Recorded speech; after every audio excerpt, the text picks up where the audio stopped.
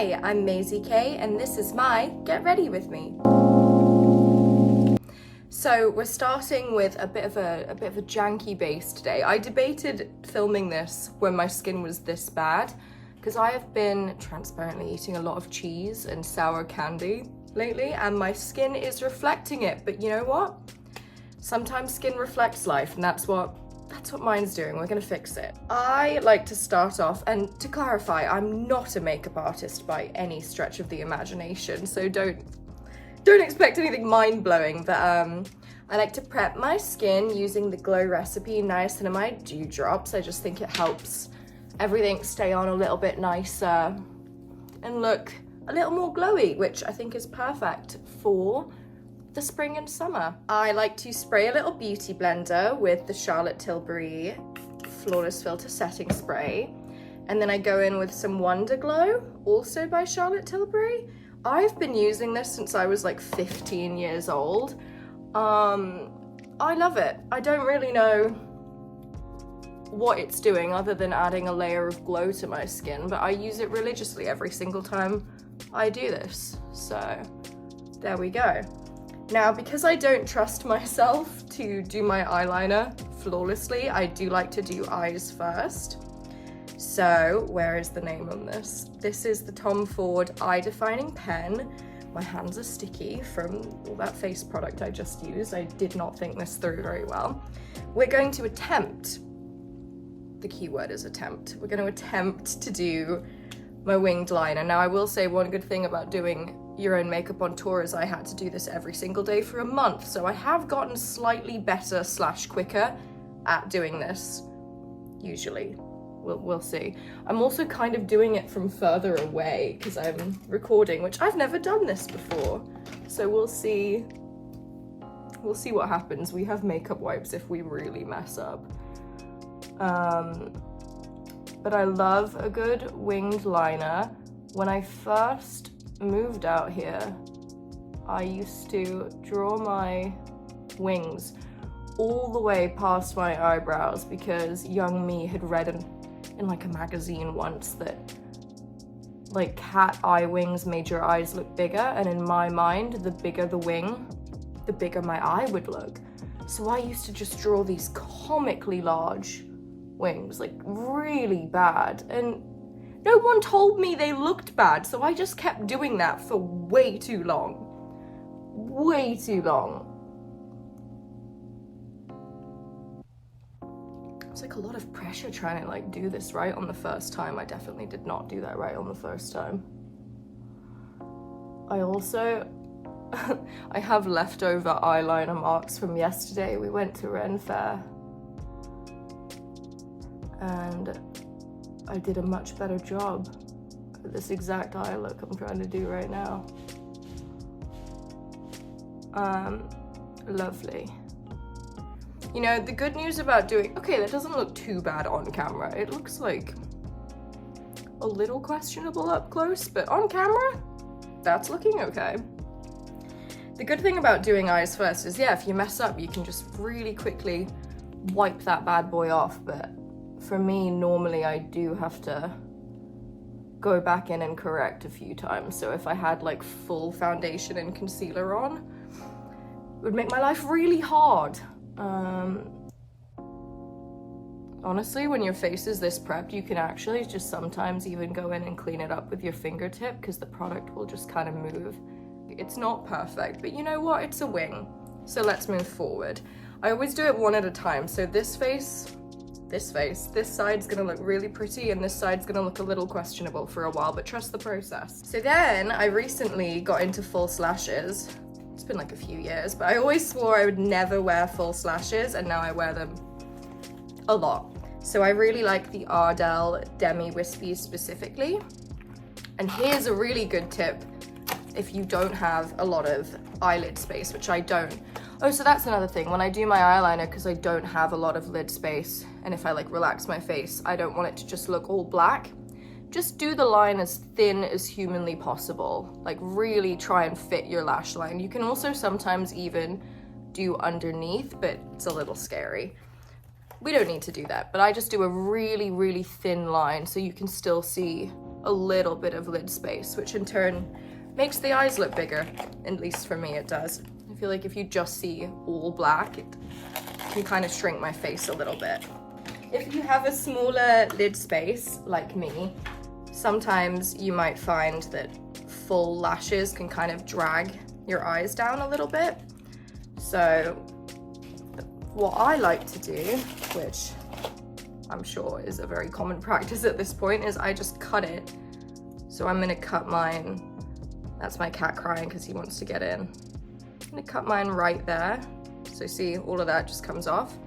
And you can experiment and place it on your eye wherever you want, but I always like to test it by putting it on my eye first and seeing. And for me, when I just focus on the outer corner, you can still see, yeah, you can still see my eyelid. It's not just like a big weight dragging my eye down. So that to me looks pretty good. We're obviously gonna add mascara to keep the illusion of the big lash going.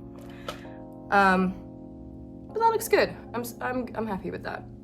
So I like to use the D-up, I don't know how you say this, my friend Wendy, shout out Wendy, she used to be my hairstylist. She actually told me about this eyelash glue. You just buy it on Amazon, but she was saying she finds it way better than, what are the, Duo Lash or whatever, she thinks it's way better, and I bought it. And she was right. I find that this sticks way better than those lash glues do for me. So we've just glued it a little bit. We're gonna let it dry. Okay, while that's drying, we're gonna go in with the Fenty Beauty Brow MVP in Soft Red. I feel like a YouTuber doing this. And we're just gonna fill in some gaps. Okay, I feel like that's probably, this is the hardest part for me. I'm really bad at putting lashes on, so I'm gonna try and concentrate so I don't mess this up. There have been times where I've spent like 20 minutes just ripping these on and off again and painstakingly putting them back on. Hopefully today is not one of those days. Okay. Okay, so there you go. That's one eye done. That looks pretty good. We're gonna let that dry and pray that it stays doing that because it looks okay right now. Let's do the other eye. I had read, once again, I'm always reading stuff somewhere. I'd read that red eyeshadow specifically brings out the green in your eyes. And I do have green eyes, but it can be kind of hard to tell sometimes. They're like greeny gray, and sometimes they want to be more gray than green. And I really wanted people to see more of the green. So after reading that comment about the red eyeshadow, I wore heavy red eyeshadow religiously every day for probably like 3 years. I think from like 17 to 20 maybe. I would just wear heavy, there are probably pictures of me out there wearing it, heavy red eyeshadow, because I was like, it brings out the green. And I mean, it did technically do what I wanted it to do, but it was just nothing wrong with red eyeshadow, but imagine just wearing it every single day of your life, like every day, bright red. It was a lot. It was unnecessary. But I mean, did you really grow up if you didn't make some poor makeup choices in your time, you know? I feel like that looks okay. I can get really stressed out about the wings being perfectly even, but for the most part, if they're, you know, like sisters, they don't need to be twins. Kind of the same with the brows, right? Sisters, not twins. I'm just cleaning up my eyebrows because they really need to be shaped. They're looking wild. But I used to hate false lashes, and I think part of the reason, most of the reason, was just because there were oh, I'm losing my voice. They were always doing like full strips on me, and I just did not have the eye shape for it. And I think once you realize that we have very different eye shapes, and the way different people need to do their makeup is incredibly different depending on your eye shape, it starts to make more sense. You just have to find the lash that works for you. And for me, that's always a half strip, because you can actually see my eye still. I just want these to go on easily. Once they go on, everything's gonna get so much easier for me. We're gonna use my really dirty Pillow Talk palette to just do a little bit of eyeshadow. I tend to just really do it at the bottom because I really like bottom mascara, so I like to add a little color to it just to like emphasize the eyes a little more. I don't have particularly protruding eyes, so yeah, I just put a little there, and then I like to do a little right at the crease, and then I'll blend that, but I don't want to do too much. I also realized I have really oily eyelids, so unless I set with a crazy primer, it'll just peel off, so I really don't like to do a lot. I should probably just use eyelid primer, but I'm always losing it. I like to joke that there are like hobgoblins in my apartment that steal all my things and make them go missing, because I'm always losing stuff in this apartment, and no one believes how bad it is until they also stay at this apartment, and then they start losing things. So I'm pretty convinced that there's some sort of hobgoblin infestation in my apartment that I just don't know about yet, because it took my eyelash primer. It took my eyelid primer. Okay, so see, when you do this, it's starting to look put together, so let's keep going. Now we're gonna do the face, and we're gonna cover up all these cheese and sour candy zits because they're a lot. So the way I like to do that is spray my little beauty blender again, and I go in with two products at this point. I really like the Ilia Super Serum Skin Tint SPF 40. I don't know if you can tell, but I'm very pale, so I need all that extra SPF. I think this is their lightest shade actually too. I've also been really enjoying the, I don't know how you pronounce this brand name. So, S-A-I-E. You're really great. I don't know how to pronounce your name. I'm sorry, I don't want to butcher it.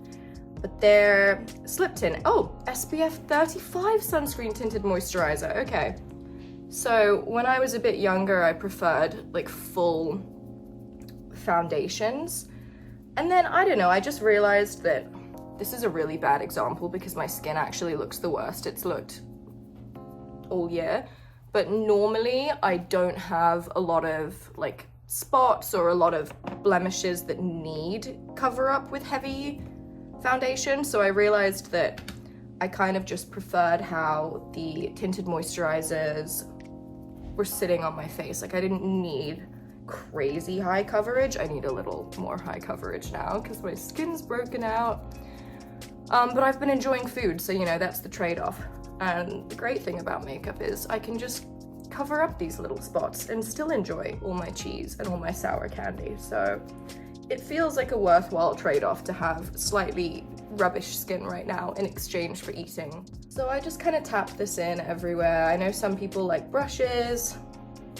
I don't know. Again, I'm not crazy good with makeup, so I just try to do everything as like easily as possible, and for me the blender has been way easier. I feel like if I use like a foundation brush, it always just ends up looking super patchy. So I just use the brush. Okay, I use the NARS Radiant Creamy Concealer in the lightest shade, Chantilly. Now this is a tried and true favorite. There's a lot of products that I've switched out over the years, but not this concealer. I have been using this concealer since I first moved to America when I was 14. And though I have tried some different ones over the years, I've never found one quite beats this. And it's such a good shade match for me. I just don't feel the need to change it. So we've had to do a lot of concealing. I don't normally do this much, but I don't normally have this many blemishes on my face. So we're going with it. Spray it again, and then you just kind of, well, I just kind of tap it in. And normally, this should be enough. I can already tell it's not going to be enough for this one. But normally, this will do the trick. And they do say with concealer, like, less is more. So if it's, If your spot is resisting the concealer, I don't necessarily know that the best thing to do is just keep smacking it on top of it. But I'm about to do just that. I'm about to smack more concealer on top of the ones that didn't get covered by that first wave. So I'm sure there's a better way to do this. We're looking pretty concealed for the most part. Okay. Now we're going to use the Fenty Beauty Bright Fix Eye Brightener in Rose Quartz 01. And I like to put this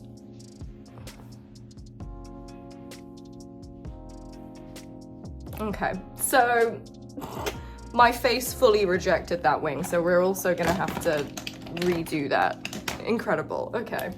Okay, but as I was saying, we're gonna use this on the under eyes because I do think it works better than a concealer. And I always think when we were growing up, everyone was doing the really intense like concealer. No, that's true, they were. We hadn't learned the V technique yet of just doing it here and here. It's just these massive triangles, and everyone was doing really, really heavy like powdered highlighter, and everything was very intense and massive matte lips, and I loved that. I had my lips so matte for like all of my teenage years, and now looking back I'm like, why was I doing that? But it was just the thing to do, wasn't it? Everyone loved it, so it's just funny. Okay, that's looking nice and set.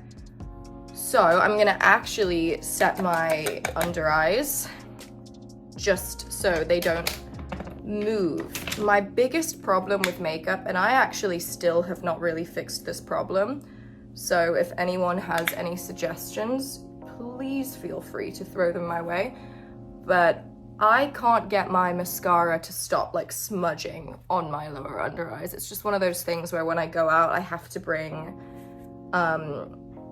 concealer just so I can touch up on the go. This is also the Laura Mercier setting powder in translucent. All of my products look so grimy. You can tell. I like find one set of products that work for me and then I never stray from them ever. I don't know why. But yes, now we've set that, we can go in with the mascara, which will inevitably smudge on here. I don't know how to fix it, but I mean, it looks nice in the moment. As long as we bring a concealer for touching up, it works pretty fine. But I find like setting it helps a little with the smudging and the creasing. And I think when I was a teenager, I was into like heavy makeup. And then now I'm kind of like, that was fun, but we don't need it. I think when I was younger, maybe, and I'm not saying that this applies to everyone, but I think for me, I think I wore a lot heavier stuff because I was insecure, and in my mind, like the more that was on, the better I would look. And learning my face a bit better now and settling into it more, now that I'm in my 20s, I think I'm more like, okay, we don't need that much. Like, more isn't always better. And it still looks nice, don't get me wrong, I still love getting dolled out for an event, but I think in terms of everyday, I just realized that it was a bit intense and that I didn't need to be concealing so much of my appearance. I could instead just focus on highlighting the features I did like. And that's why, although I still use a lot of makeup, it looks like I use a lot less than I used to. So now we're going in. Oh yeah, that's what the eyes look like. I love mascara on the bottom lashes specifically. I think it just adds such a pop. Now we are using the Rare Beauty, I told you there was more of it, liquid blush in Bliss. Everyone's been talking really highly about their cream ones. I'm a bit scared to transition. I do really like the liquid one, so I just kind of pop them on, and then I take the side of the beauty blender to sort of blend that in. I take the side and not the base, because the base still has like remnants of concealer on it and my foundation, so unless I'm really trying to like blend it in, I don't really use it. Actually, I'm gonna do a little bit more. So another fun fact is I was so obsessed with being pale when I was a kid that when I was like a teenager, I refused to wear blush. because I just wanted to look pale and Victorian and like a porcelain doll. So I refused to wear any. So all early photo shoots I had, it's like full face of makeup, zero blush. Refuse, don't put it on me. It was so silly. And now I fucking love, sorry, not me dropping the F-bomb. And now I love it. Sorry, that's the Brit in me. We swear a bit too much. I love it. I love blush. I wear it every day. I love it on shoots. I love looking pink and rosy like a little fairy, but if I went back and told younger me that we wear blush every day, she would be horrified. Horrified. This is my cat, Freddy. He gets upset when he's not included. So, you're included. Yay! He gets ready by grooming his fur and being handsome, which you're very good at. Mwah. He's probably gonna cry now because I've closed the door and now he can't get out. He's like, it's like having a toddler. Anyway, as I was saying, now we're gonna use some highlighter. This is also Rare Beauty. This is their liquid luminizer in Enlighten. So I like to pop a little bit on the cheekbones, right under the brows, in the corner of the eyes. Sometimes I'll do the nose, but I'm kind of afraid of it because it always ends up being really patchy on the tip of my nose. I'm not really sure why. I'll do a little bit. Why not? We're trying out new things today. And then sometimes I'll do like a little bit right above the lip. That's not a little bit. That's a lot. Okay, that was more than I meant to do. It's fine. It's fine. We're rolling with it. But I do think it's funny we've all gone so heavily into liquid. It was all powder when I first got into makeup. I have so many old like Kylie Jenner matte lip kits that I will just transparently never use again. I have so many. I had that Becca illuminating highlighter that everyone was obsessed with and it never looked good on me. It was always way too dark because I'm so pale, but I would always convince I was like, no, it looks great, it looks great. It did not look great, guys. It's always so funny seeing makeup trends change. I think just now, like within this past year, I think I've found something that flatters my face. I think this looks nice and I want to stick to this. I think this works for me, but I'm interested to see where makeup's gonna go from here, where it will go from here. Will we circle back around to heavier makeup? Will we go somewhere else? It's really fun seeing how things evolve, but I think for me I'll probably try to stick to this one as much as possible. Oh, and this is a tinted brow gel. I use a lot of different brow gels. This one is the Kosas Air Brow in Auburn. I really like this one as of late because I've been losing some hair in my eyebrows, so I have like a lot more gaps than I normally do. So I like that this one's like tinted because I can kind of cover that up. If I'm not dealing with that, I also really like the Benefit 24-hour brow setter, and there's a Patrick Tar one that's really good too, but it's really strong. Like it's really good, but that's the one you use if you want your brows to be like set in place, like for the whole day and maybe the next day too. Like it's intense, really good, but I think for every day, I don't need them to be super feathered and stuck up. I like to feather them like a little bit, like right here, but not a lot. Okay, we are actually so close to being done right now. Look at us go. Now we are gonna use the Rare Beauty again. Wow, I really do like them. The bronzer stick in Power Boost. So I had the biggest problem of my life finding bronzers that were A, light enough for me, and B, didn't make me look orange. Like I don't think warm toned bronzers often look very good on me. So this one is so light that I think I can just kind of, yeah, you see it kind of just blends in and looks like a little added warmth, if you will, which is what it should be doing, but it was an absolute nightmare finding products that worked for me. I like to do like a little bit on the jawline and a little bit on the nose, and then I actually am going to go in afterwards with a powder as well. And for this one, I do like to take the base, which still has some of my skin tint slash concealer on it, because I think it just helps blend it in without it looking, you know, without there being like a dark line. It kind of just like blends it a little nicer. Yeah, like that is looking nice and natural. Okay, so we're gonna do a little bit right on the top of the forehead.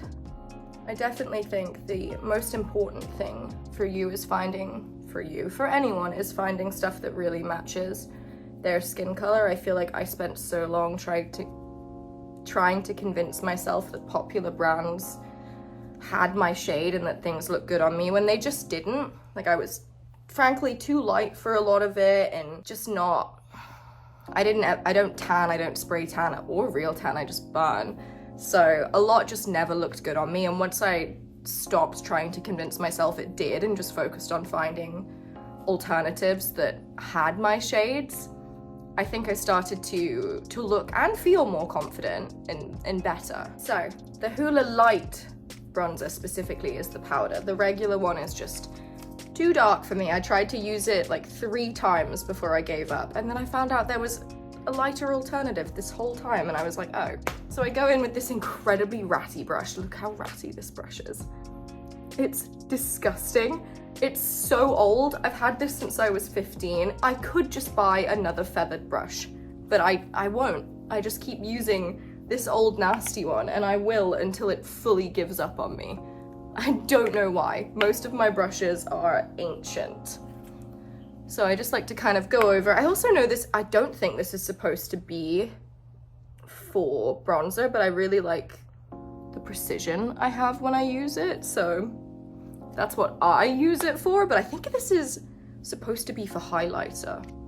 We're not using it for highlighter. Oops. Okay, that's looking pretty good. You always want to make sure it doesn't look muddy. If it does at any point, you can kind of just go back in with the beauty blender that has leftover product on it. That's why it's so nice. Then we're using the Charlotte Tilbury Airbrush Flawless Finish Skin Perfecting Micro Powder in Fair, number 1. So for this one, I just kind of like to take like a fluffy brush and I just kind of dab it. I don't really, to tell you the truth, I don't really know if this is making a whole bunch of difference in terms of how it makes my skin look and staying powder, but I figured it can't hurt. It doesn't make it look any worse when I do this, so I figured it's fine. Okay, that's looking pretty put together. The first one is again, the Charlotte Tilbury Flawless Setting Spray. So I just give myself a little mist. I actually recently found out that I was spraying these way too close to my face. And it would look dripping wet for like an hour afterwards. And I'd be like, dang, I look so oily. It's because you're not supposed to spray it this close to your face. Who knew? Most people, I think. This is the, what is this called? This is the Until Dawn Mattifying Waterproof Setting Spray. So I actually put this one, I've started doing this lately. Again, I don't know if it's making a huge difference yet, but it can't hurt. Spray this one on top of it. And this one's kind of like a hairspray actually, so.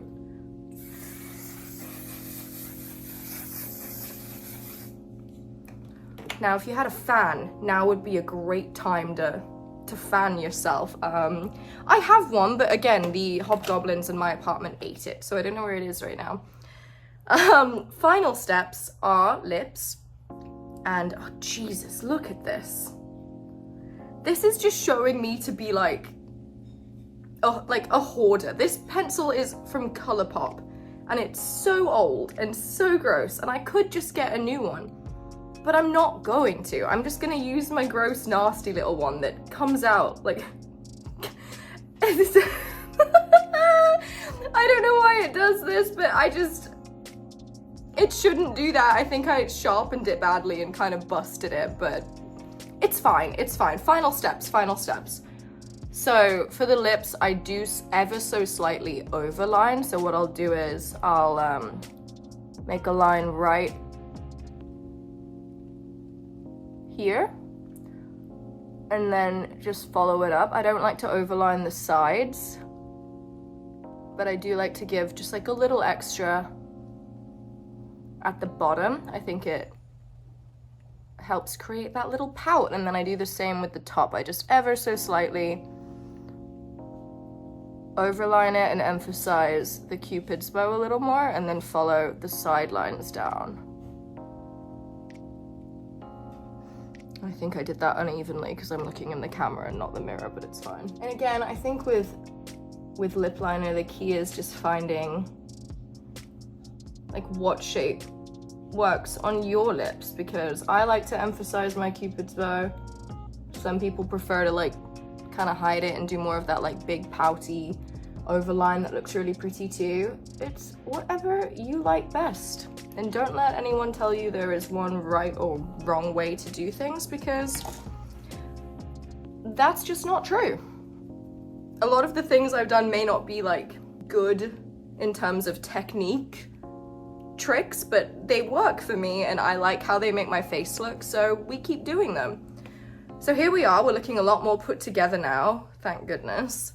Now we are going to go in final steps, and this is the most fun part because you can use, I love lip products, I have so many different ones, but today let's go in with Charlotte Tilbury Pillow Talk as a nice little lipstick base.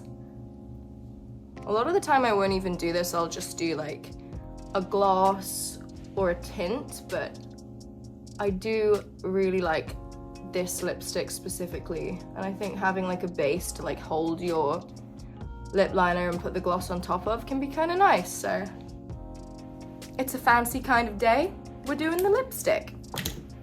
After that, we're gonna go in with the Ilia tinted lip oil. I've been super into this lately. I also really love all of the Too Faced the Hobgoblins, ate them again, so I don't have them on me currently, but I love the Too Faced lip injections, specifically the ones with like all the different colors, and they have the really fancy caps. I love those. I wore those every single day on tour, and they are a godsend. I know people can be very opinionated about lip plumpers. Those are personally, for me, my favorite ones I've ever used. I really like them. This is totally unnecessary. You don't need to use this many products, but I do like to add the Summer Fridays Dream Lip Oil in Pink Cloud just on top of it, purely because my lips get really dry, and this makes them feel a little less like crusty and a little more hydrated for the day. So this is more for comfort than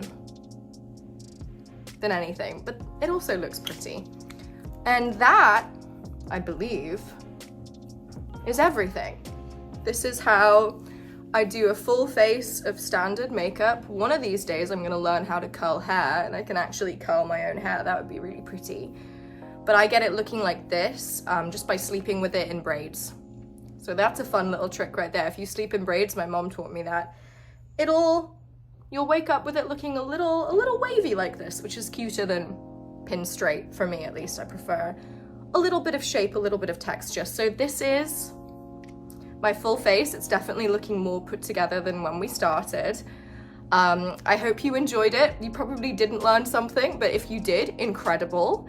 I am at Maisy K on all social medias. If you fancy giving me a follow, I have a new EP coming out really soon, and I'm really excited about it. And thank you so much to Jamo for having me. It's such an honor. I've never done a video like this before, and it was so much fun. So thank you for having me, and make sure to check out Jamo too if you're not already subscribed.